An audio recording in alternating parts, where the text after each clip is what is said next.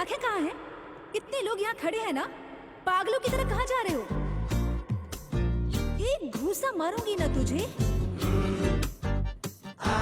Hello সিনেমাভিরা, স্বাগতম আমার চ্যানেলে। আজকে রিভিউ করব 2025 সালে Tamil action thriller diesel movie নিয়ে। হারিস কালিয়ান এবং আথুলা রাবি নতুন মাত্রা এনেছেন গল্পে, কিন্তু সিনেমাটি কি পুরোপুরি দর্শকের মন জয় করতে পেরেছে? চলুন দেখি। মুভির কাহিনী কথা বলি।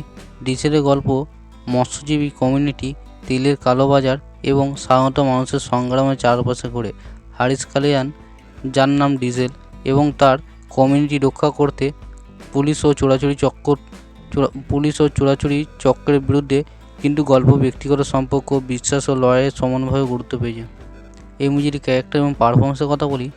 হারিস কালিয়ান স্ক্রিনে শক্ত উপস্থিতি দেখিয়েছেন, বিশেষ করে অ্যাকশন সিকোয়েন্স। আথুলা রাবি চরিত্রে কিছুটা সীমিত থাকলেও আবেগ এবং প্রেমের সংযোগ রক্ষা করেছে। এই মুভিটি ডাইরেকশন এবং স্ক্রিন প্লের কথা বলি। পরিচালক শানুমুগাম গল্প বলার চেষ্টা করেছে সামাজিক বার্তা এবং অ্যাকশন একসাথে মিশিয়ে, তবে স্ক্রিপ্টে ক্লিশে এলিমেন্ট, ধীর গতি এবং চরিত্রের সীমিত গভীরতা সিনেমার প্রভাব কমিয়ে দিয়েছে। এই মুভির সঙ্গীত এবং টেকনিক্যালের কথা বলি। সঙ্গীত এবং ব্যাকগ্রাউন্ড স্কোর কিছু অ্যাকশন এবং টেনশন মুভমেন্টকে শক্তিশালী করেছে, তবে সিনেমাটোগ্রাফি ও ভিজুয়াল কিছু অংশে প্রভাব ফেলতে পারেনি। এই মুভিটি পজিটিভের কথা বলি। সামাজিক বার্তা এবং কমিউনিটি লড়াই। হারিস কালিয়ানের স্ক্রিন প্রেজেন্ট, কিছু অ্যাকশন এবং থ্রিলার মুহূর্ত গল্পের। এই মুভির নেগেটিভের কথা বলি।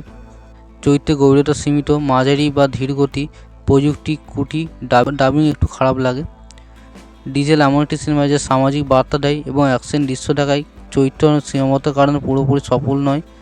আপনি যদি ডিজেল দেখে থাকেন নিচে কমেন্টে জানান, এবং প্রিয় মুহূর্ত বা চরিত্র কোনটা ছিল সেটা লিখুন। ভিডিওটা ভালো লাইক শেয়ার সাবস্ক্রাইব করতে ভুলবেন না।